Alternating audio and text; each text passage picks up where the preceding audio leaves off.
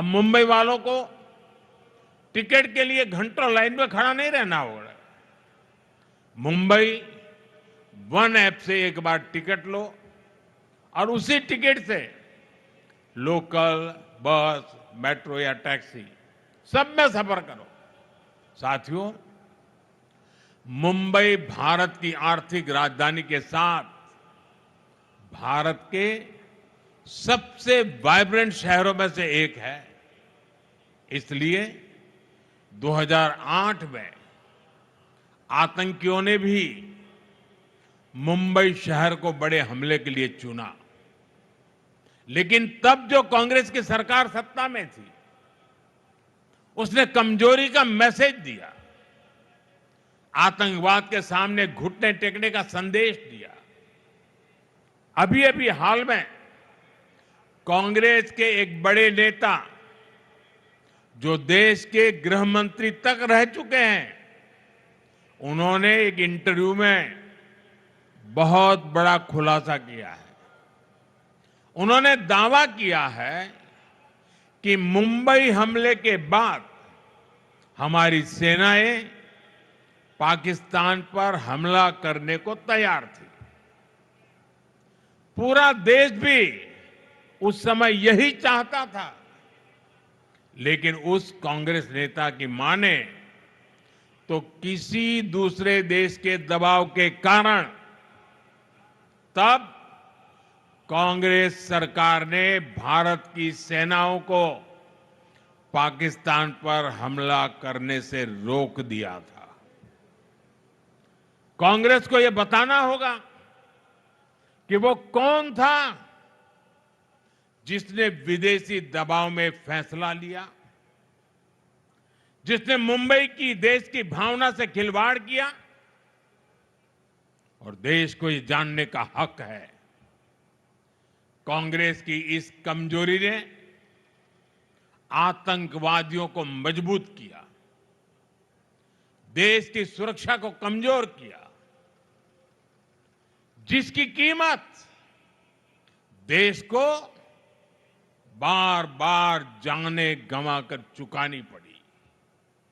साथियों, हमारे लिए देश और देशवासियों की सुरक्षा से बढ़कर कुछ भी नहीं है। आज का भारत दमदार जवाब देता है। आज का भारत घर में घुसकर मारता है। ये दुनिया ने ऑपरेशन सिंदूर के दौरान देखा भी है और गर्व की अनुभूति भी की है।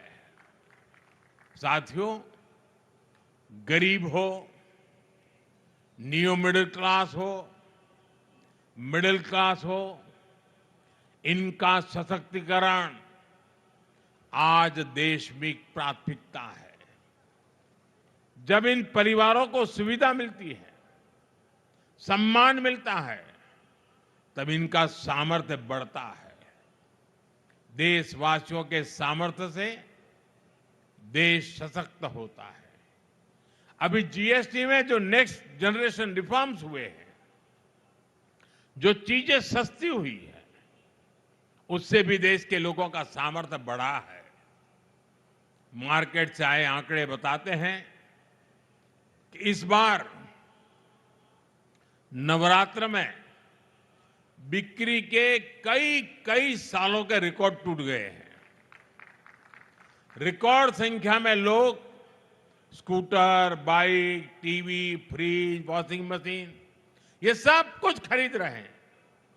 साथियों, जिससे देशवासियों का जीवन बेहतर हो, जिससे देश को ताकत मिले, हमारी सरकार आगे भी ऐसे ही कदम उठाती रहेगी।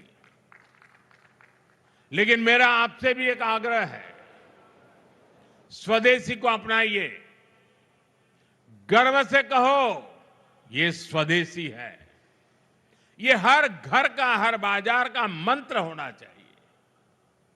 हर देशवासी स्वदेशी कपड़े, जूते खरीदेगा, स्वदेशी सामान घर लाएगा, अगर किसी को गिफ्ट देनी है तो स्वदेशी देगा, तो देश का पैसा देश में ही लगेगा। इससे भारत के ही श्रमिक को काम मिलेगा, भारत के नौजवानों को रोजगार मिलेगा। कल्पना कीजिए, जब पूरा भारत स्वदेशी को अपनाएगा तो भारत का सामर्थ्य कितना बढ़ जाएगा। साथियों, महाराष्ट्र देश के विकास को गति देने में हमेशा आगे रहा है। एनडीए की डबल इंजन सरकार महाराष्ट्र के हर नगर, हर गांव का सामर्थ्य बढ़ाने के लिए निरंतर काम करती रही है। एक बार फिर से आप सभी को विकास कार्यों की बहुत बहुत बधाई देता हूं। आप सबको अनेक अनेक शुभकामनाएं देता हूं। मेरे साथ बोलिए, भारत माता की। दोनों हाथ ऊपर करके विजयोत्सव मनाइए।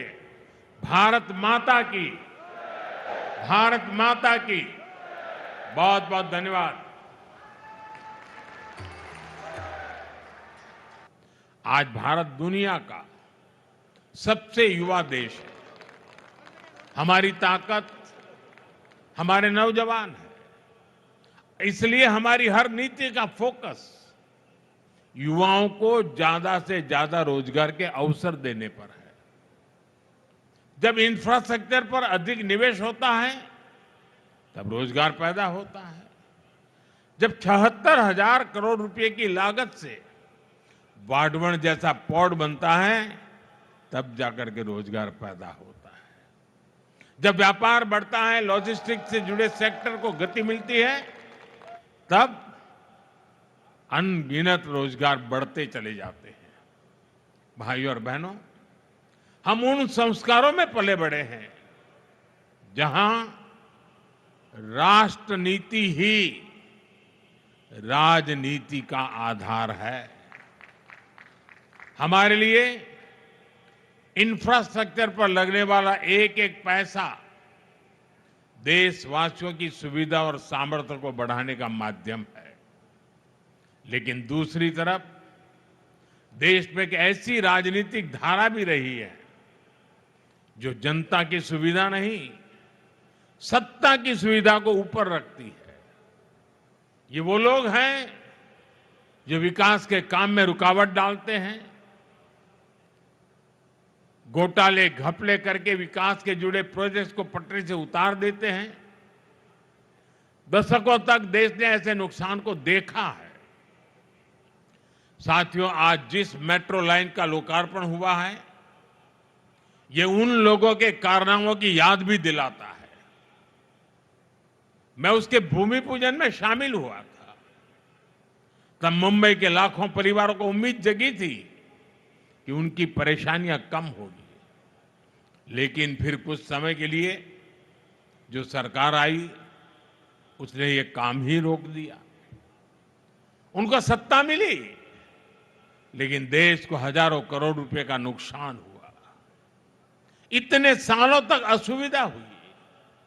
अब ये मेट्रो लाइन बनने से 2-2.5 घंटे का सफर 30-40 मिनट में हो जाएगा।